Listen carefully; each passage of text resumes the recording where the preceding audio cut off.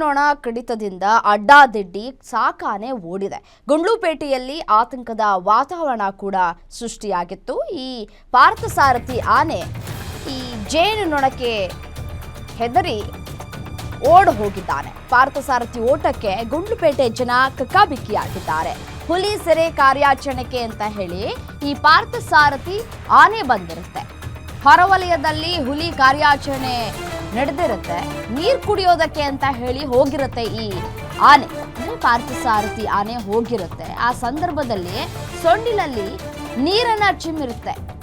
ಗೂಡಿಗೆ ನೀರು ಬಿದ್ದಿದ್ರಿಂದ ಜೇನುನೊಣಗಳು ಆ ಕ್ಷಣಾರ್ಧದಲ್ಲೇ ಅಟ್ಯಾಕ್ ಮಾಡೋದಕ್ಕೆ ಶುರು ಮಾಡಿದಾವೆ. ಜೇನುನೊಣ ಕಡಿತದಿಂದ ಪಟ್ಟಣಕ್ಕೆ ಕಾಡಾನೆ ಅಂದ್ರೆ ಸಾಕಾನೆ ನುಗ್ಗಿರುವಂತದ್ದು.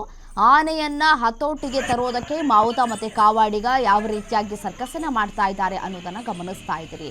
ಅಲ್ಲಲ್ಲಿ ವಾಹನಗಳು ಕೂಡ ಓಡಾಡ್ತಾ ಇದ್ವು.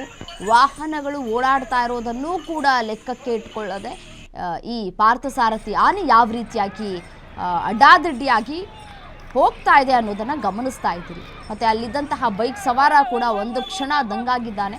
ಮತ್ತೆ ಬೈಕನ್ನು ಬಿಟ್ಟು ಓಡ್ ಹೋಗಿದ್ದಾನೆ ತನ್ನ ಪ್ರಾಣವನ್ನ ಉಳಿಸ್ಕೊಳ್ಬೇಕು ಅಂತ ಹೇಳಿ. ಮತ್ತೆ ಅಲ್ಲಿ ಬಸ್ ಕೂಡ ಇದೆ.